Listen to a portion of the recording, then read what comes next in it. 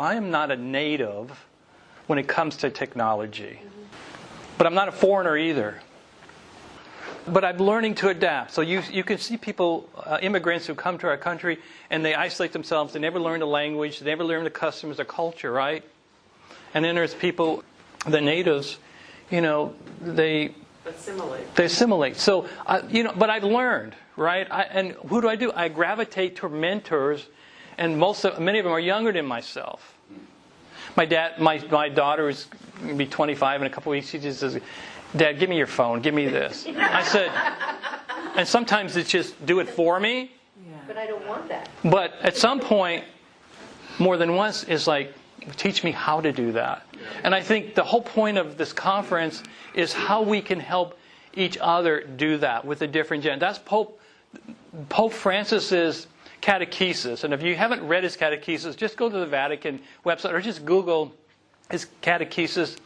It's so rich, not only scripturally, but practically speaking. He comes from his own experience. And Cardinal, those talk notes that you heard from Cardinal and Monsignor, I gave those to them, and I'm surprised they followed them as closely as they did. But they made it their own, right? They applied it to their life experiences.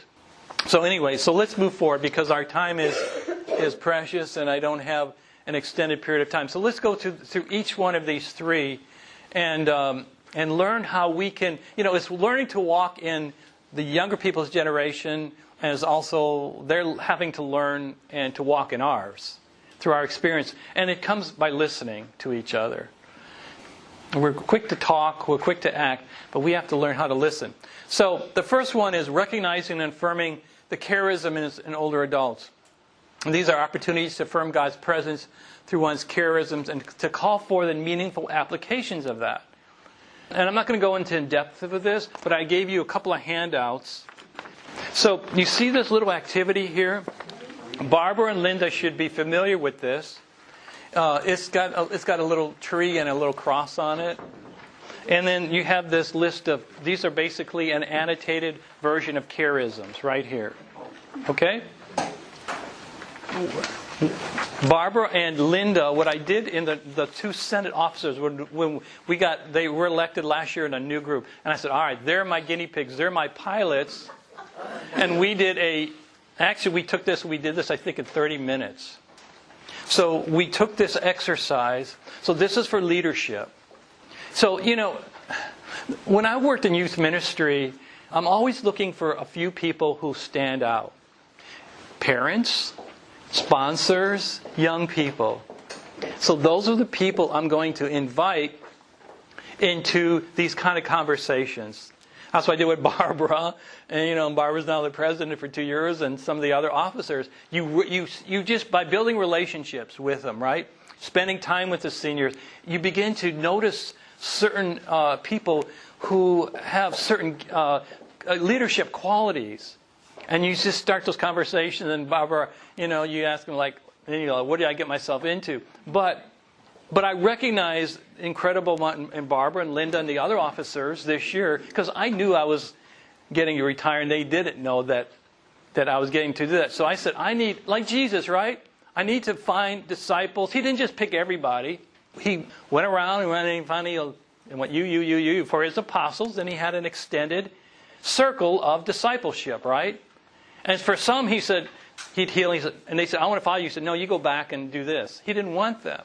So you got to take your time. And that was my principle of ministry, that when I don't know if you're mindful of it, but I was very intentional that when I became an associate director, shifting from youth ministry to older adult ministry, when I'd go to the senior senate meetings, and the senior senates are just these clusters of regional gatherings of the leadership from the different parishes, I would just go and I would sit with the seniors and I'd listen to them. Tell me about your story. Tell me about your life. Tell me about you. And slowly they tell me incredible things. Ella Ledette, who was the president of the Northern Senior Senate before you, tell me their losses, tell me that. And you just listen to people, and I think that's what Jesus does. He just goes and he sits down on their level and he just builds relationships. I think Monsignor Borski was saying that was one of the 5 key things, building relationships with people. So my agenda is not initially to create leadership or to do all this. It's to build relationships and trust. And people get to know that I'm getting to know them as a person, and I love you, and I'm in a relationship with you for your personhood, not for what you can do for me or the church. And I think, I don't know, Barbara or Linda, if you would affirm that or not, but that was kind of the way I tried to do my ministry in a genuine way, to be a genuine, authentic, just a relational person with you, in which then I discover these gifts, these charism, and then it's my job is to gently kind of draw them in. And there's sometimes resistance. I know somebody like, I don't want to do that. Just gently. And then, sometimes they say yes and sometimes they say no. But this is an activity. So as you begin to identify those key people, this is an activity for leadership development. And it's just, you can walk through that. And it's a little background on what charisms are. Because charisms are those gifts of the Holy Spirit that each of us are given, right? We each have a mission in life and a special gifts that the Holy Spirit has endows us with. And that we have to recognize them. And there are some characteristics for recognizing those gifts, for discerning these charisms, right? So these are just the scripture references on that. And these are in your PowerPoint. But we're looking for that unmistakable inner experience of peace, energy, and joy when they're using the gift. And oftentimes, the person who has that doesn't recognize that in themselves. So that's why you have to see that, and you say, just like they talk about vocations, right? Hey, have you ever thought about this? Or, I've noticed you have this gift. Really, you have a great way of reaching out to people. They're unusually effective and successful results in what you're trying to accomplish. And then other people's direct or indirect recognition of that gift. Hey, did you notice? Somebody will come up to you and say, hey, did you notice so-and-so? And what she does in terms of, when new people come, how welcoming is. It's the same thing. You're trying to get all these other ministers in the church. It's not about filling a spot. It's about recognizing gifts and building that in terms of leadership. So this is basically, and I'll give you a couple applications. I gave you one about what I did with the officers, and I didn't do it at first, but I did set that up with them, and that was one of their orientations, was to do something like this. And then they had an opportunity to do an inventory. So it's a self-inventory, really, what this is. And remember, Barbara and Linda, so you do a self-inventory, and you pick those that apply to you.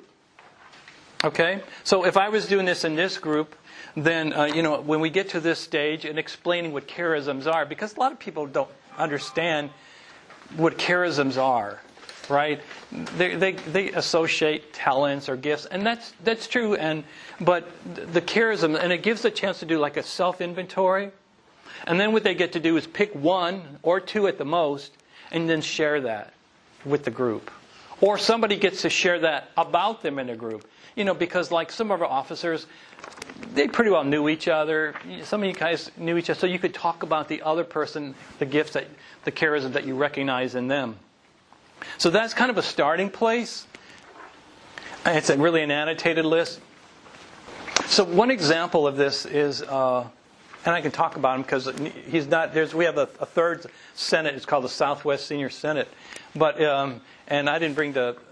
But there's a gentleman in our group who, about just before Christmas, they asked me. I went out to the meet. It was an officers' meeting there, and he said at the end of the meeting, he said, "Mark, do you like snakes?" I hate snakes. I was born in the year of the snakes, and I hate snakes. I said, "Is it live or dead?"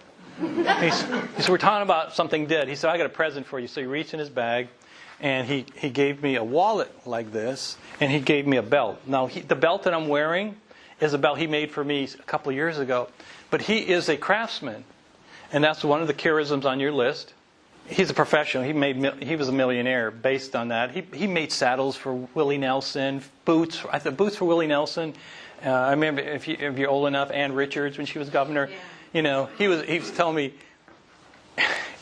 He loves to talk. He was telling me he was asked by one of our junior senators here to make boots for the Republican presidential candidate.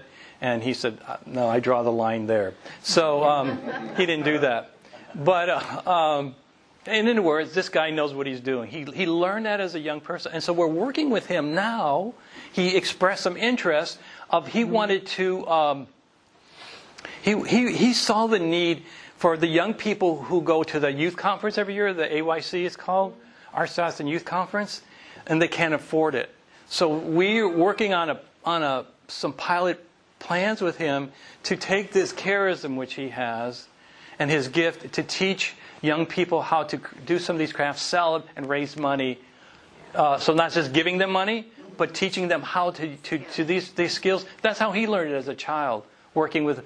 And so that's what I'm saying is passing it on for other generations.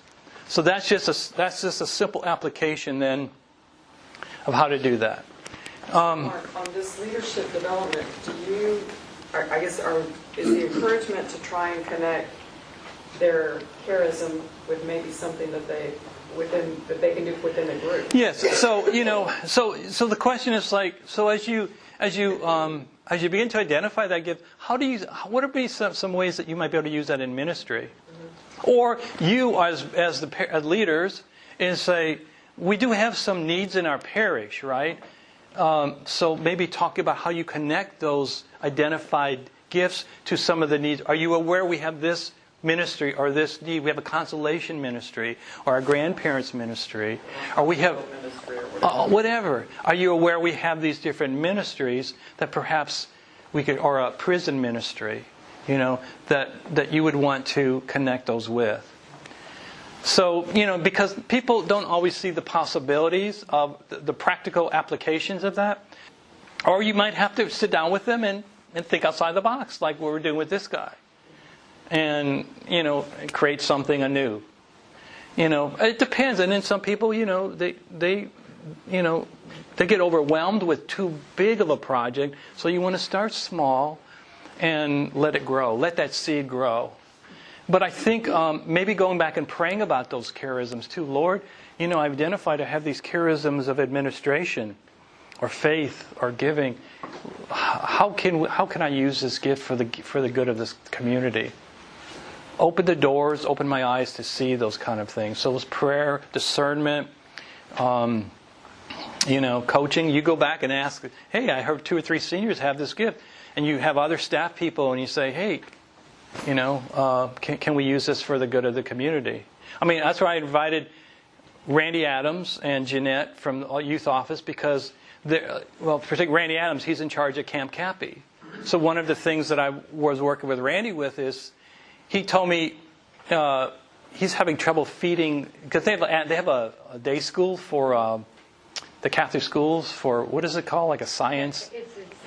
Like it's to learn about. It's a week-long camp or something for the Catholic school, environmental school, right? And but he said, Mark, our animals, my budget, I can't cover for the feed. So we're working out some creative things. I don't know. We'll have to build on that about inviting seniors to adopt an animal, with a pig's name, and then having the young people do a video and then report back to show them, the success or how it helped them, that experience, so that seniors get some feedback. So it's a feedback loop for that. That's just being creative. I think in your ministry. So like the prison, we have in our senior group, there's someone who's very active in the prison ministry. He is going to talk to us as our group, the senior group in prison ministry. He's also a craftsman, and he makes these beautiful crosses, and once or twice a year he will come in. He goes, I'm going to, he uses a deck of cards, and everybody picks a deck from the deck, 2 of diamonds, and he raises money for the funeral ministry by carving these beautiful, intricate crosses, and then you pay $2 to have a chance to win that beautiful, intricate cross. But it's the cross sections of the ministries right there, where you have someone who's in your senior ministry, who's very active in the prison ministry, bringing that flavor into. Well, so one of the things I know that I've and you've been trying to encourage that your seniors you're working with is to at meetings is to begin to talk about things that they've their life experiences or things that they feel good about. We've had everything from people who were like those model train hobbies. Remember, we've had let's see what else.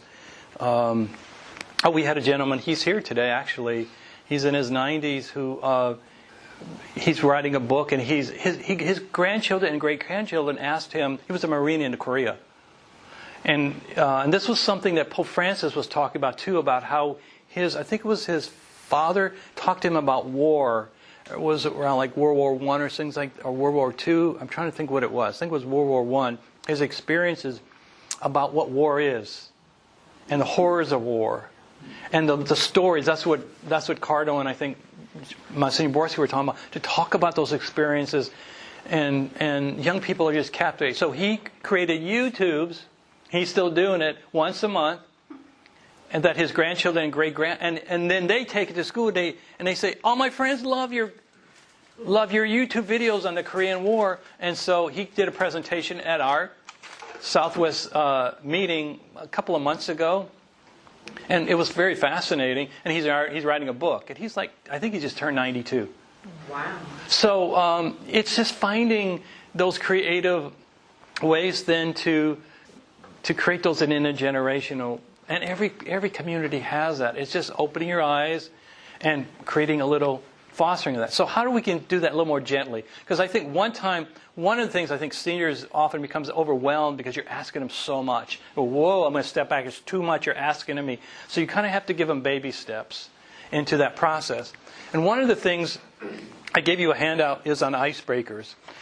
So somebody in the Southwest Senior Senate, again, when I went there, I think it was 2 years ago, they said, Mark, we're having trouble getting just our seniors talking to each other, engaging each other.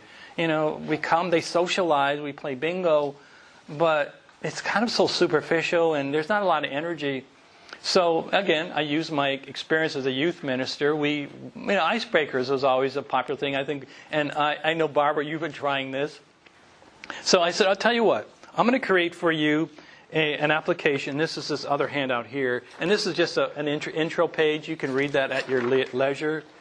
But I came up with different sections, different kind of thematic pieces for icebreakers.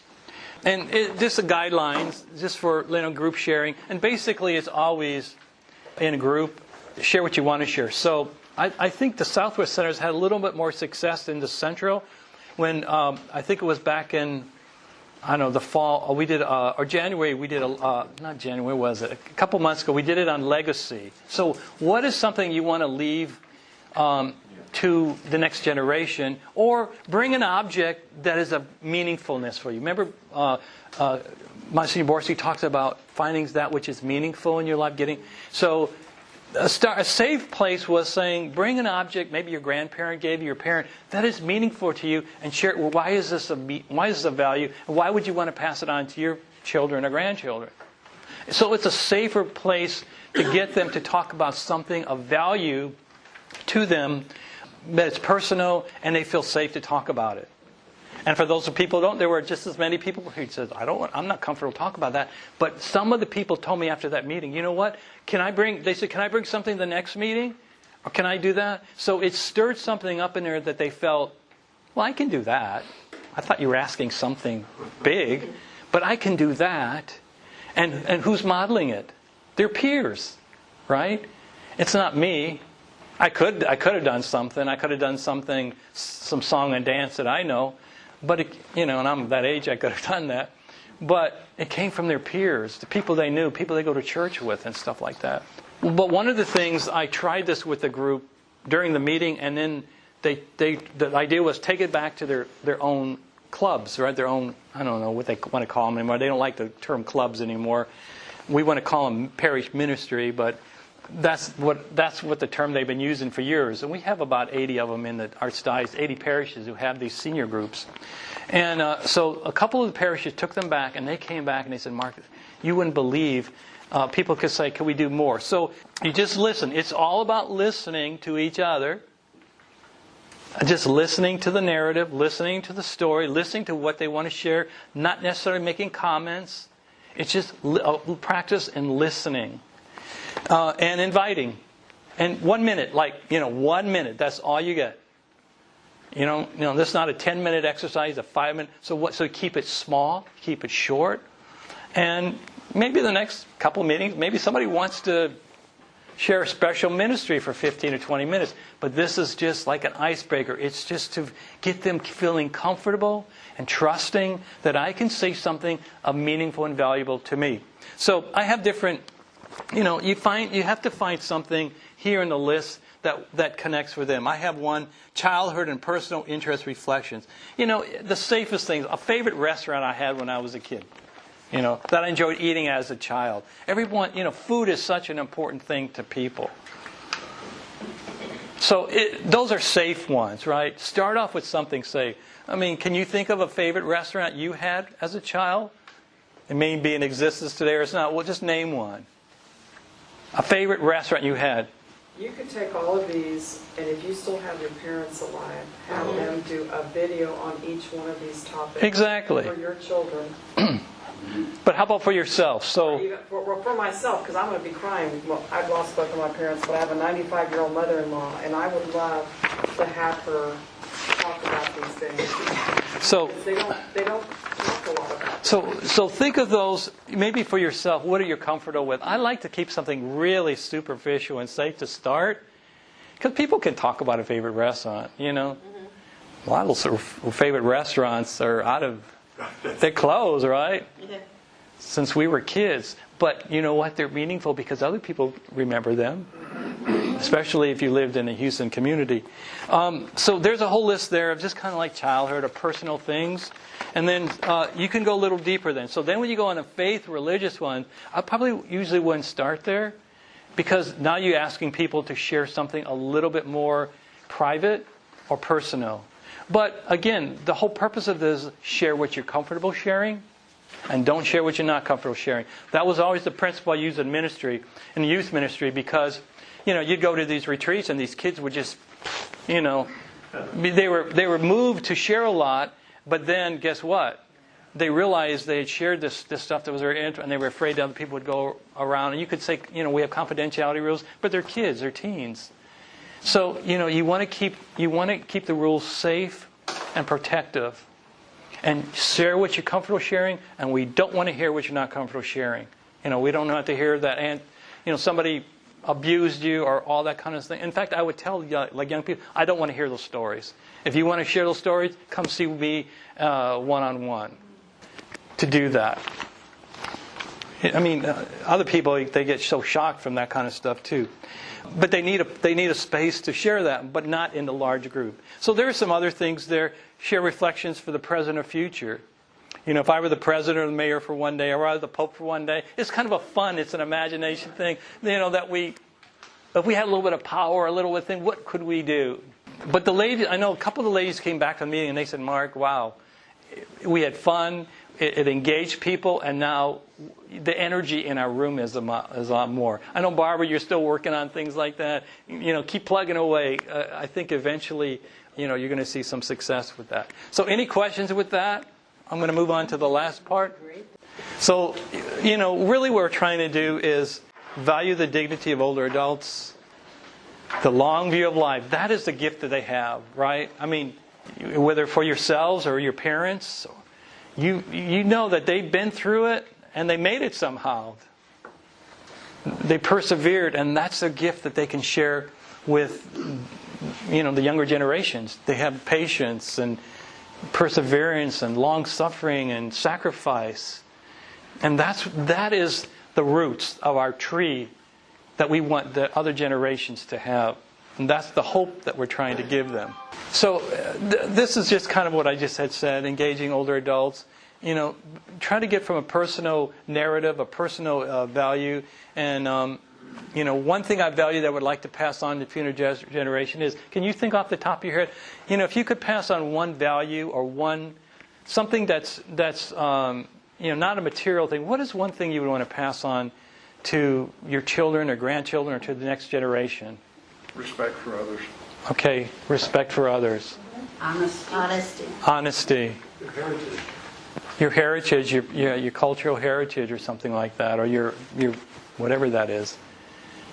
Anything? You are beloved of God, and God is within. Yeah. I always tell my daughter, you're a daughter of the King, so remember that. So, or a valuable lesson I learned in life that I would pass on. One of the things was, I remember asking my grandfather that. My grandfather, our temperaments were a lot alike. I can tell we get kind of edgy sometimes. And he told me one time I had 3 regrets. And it had to do with and when I was a kid, we didn't really connect very well. But the older I got, the better we connected. I think as a young adult, I asked him one time that question. And he said, I have 3 regrets. And they all have to do with my not being able to control my anger. And he told me he lost a job and what happened. And I thought about that, And it made a real impact for me. First of all, that he would be vulnerable to tell me that. And he would share that to me like that.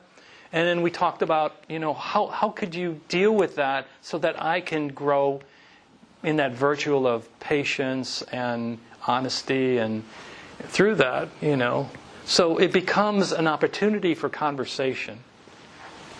Or, my faith. What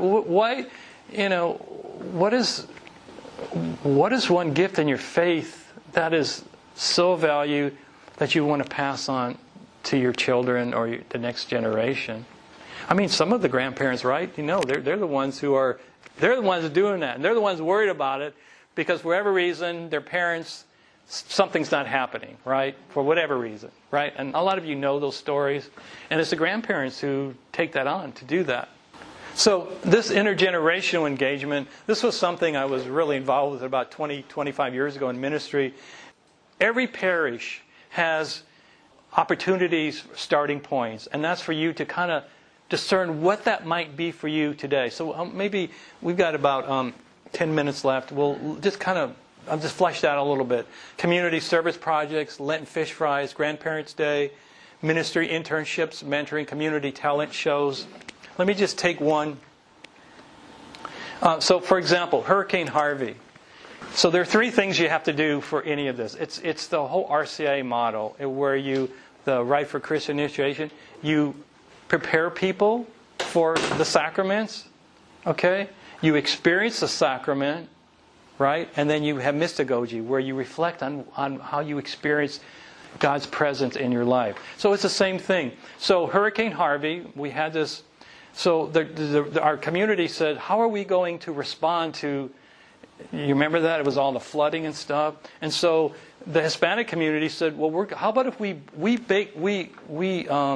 make meals, and the rest of the community deliver them? And we went. So I said, okay. So me and my daughter, our assignment was to go to, like a place like 10 miles away. And when I drove into the parking lot with about 100 of these styrofoam meals, I thought it was like they sent me to the wrong address. It was like a condemned housing. Well, I had a whole lesson in life that day because this is the migrants or the immigrants, the illegal or undocumented persons.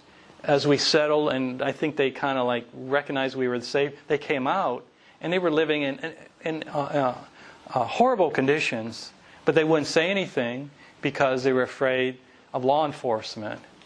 And actually, somebody from the congressman's office showed up there, and I was with a federal judge from our parish who we went there, and so we had this experience, and they were grateful, and we had a little.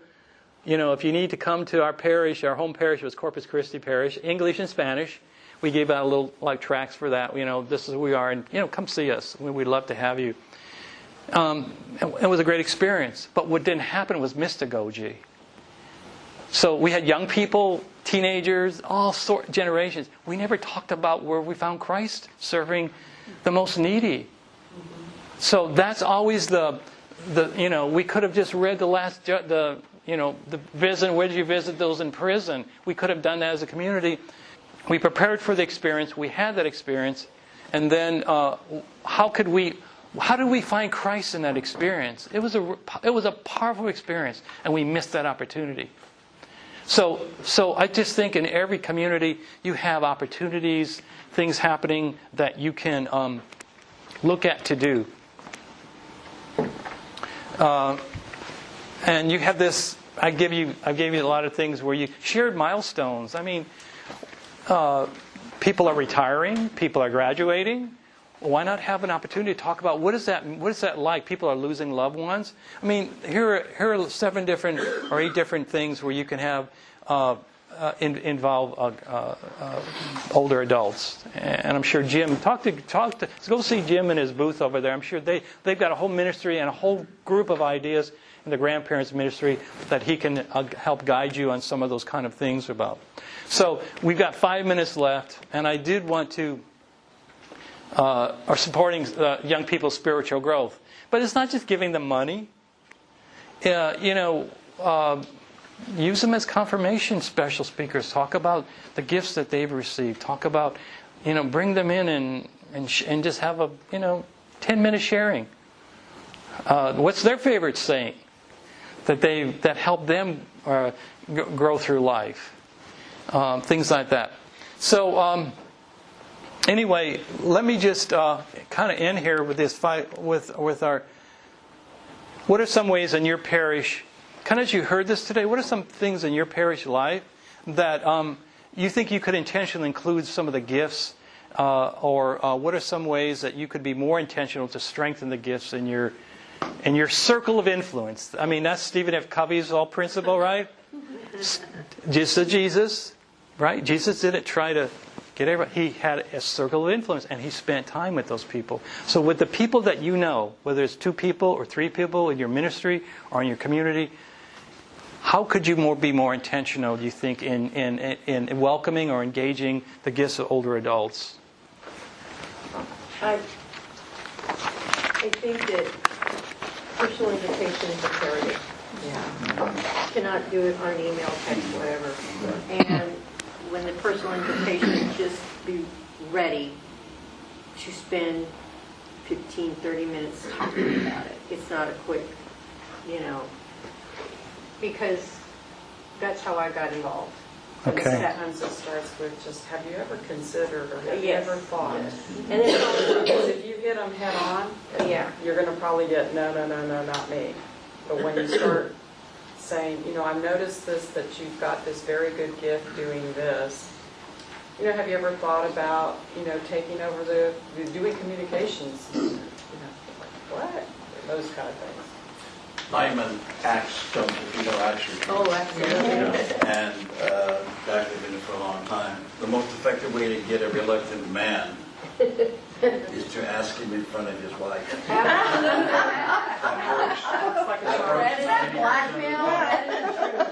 get his wife to go on a retreat first. Who's going on the next retreat? Or have his wife sign him up for the retreat, which is what I did. And I just kind of wanted to add to them, don't dismiss, emails, texting, all this other stuff, because some people will relate to that and say and volunteer. Then you also, like you said, listening is so important. The ones that you have to personally ask. Right. And then, you move forward with that. But the texting, the emails, you can grab a whole bunch of people, and some people will respond to that. So what I'm kind of hearing you saying is, start with the personal, and then you can widen the communication with these other, whatever they are, email, text, And whatever. I will resort to, I really need your help. It doesn't exactly relate to aging, but many of our parishes are multicultural, and we have to be willing to try something, an experience. We as human beings have to be willing to try something new or experience something new in new cultures. So cultures have their tamale, go buy some tamales, or go to another culture's event, and you can't speak the language, but no big deal. Well, one of the things that our parish, St. Matthew's, does every year, we have an international festival. And each community will do something. The Filipino group will do something. The African American group will do something. The Irish will do something, And so you get to learn about that other person's culture too. Okay. Food is universal. Okay, we got time for one more, Pat, here. You got it. Well, I was also a youth ministry, but Yes. you know that. But I really love the wedge model of evangelization, so that you are starting with the one or the four, and you're showing and building that relationship. That's the task through all the things we've already said, the Right. acceptance, the invitation. And then to have something in place for the next section, which is the catechesis, which is the gifts discernment. I'm glad to see this. I think that's so important because people do not, especially the introverts, get much feedback about what their gifts are. And I've been through everything from Gallup to Catherine of Siena and creating our own at our parish. But then to be able to see that then can lead them into service where we invite them out of the gift of their faith and their relationships and all of that, instead of just trying to get them to the Right. the end of the megaphone and Plug 'em in. get them. But I like All right. that. Okay, so just a plug for you. Let me just go back up here. If any of you are interested, so last March, we created a pastoral ministry. I know some of you maybe went through that, maybe not. Over at St. Mary's Seminary. It's on Capernaum. It's free. So they're all recorded. It was a 4th session. Those are the sessions. It's to help pastoral ministers learn kind of a systematic way of how to deal with engagement and response. Also the practical things. Kind of a synopsis of what this conference is about. If you're interested, it's a free, you just register, to get a free account, and you go to this, and it's in your PowerPoint, just that reference there, if you're interested in getting more in depth as a pastoral ministry in with older adults. So thank you for your time today. We're gonna convene. We're gonna go. All we're gonna do is have maybe a 5-minute or less prayer for a closing prayer in the St. Andrews, and then we'll send you on your way today. Okay? So thank you.